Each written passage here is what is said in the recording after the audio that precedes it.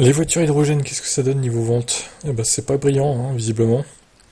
Les immatriculations de véhicules électriques à pile hydrogène ont chuté de 34,1% dans le monde au premier semestre 2024. Deux zones connaissent tout de même une tendance inverse, Japon et Europe.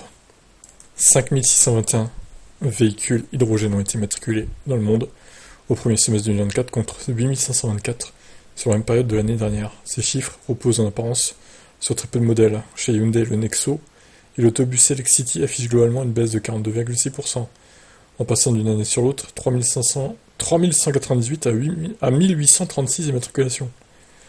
Oui.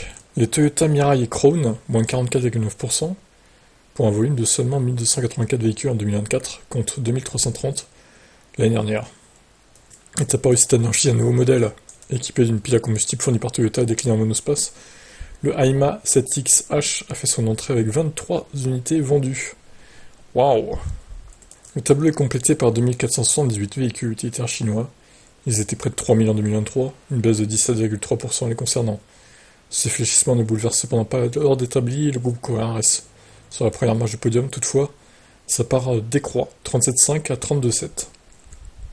Un scénario partagé par Toyota, avec une part de marché qui est passée de 27,3 à 22,8. Les deux cumulés, ça fait 55,5, contre 64,8 l'année dernière. Bon, ben du coup, ça me conforte dans mon idée que les véhicules hydrogène, c'est pas près de percer. Si ça avait été le cas, je pense qu'on le saurait déjà.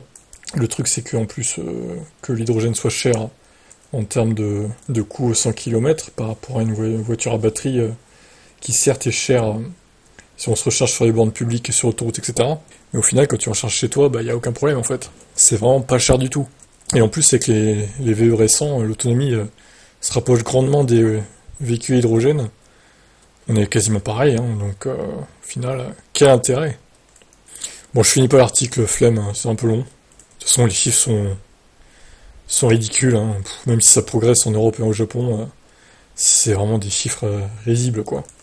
Donc c'est pas à peine d'en parler de plus que ça. Qu'est-ce que vous en pensez de l'hydrogène?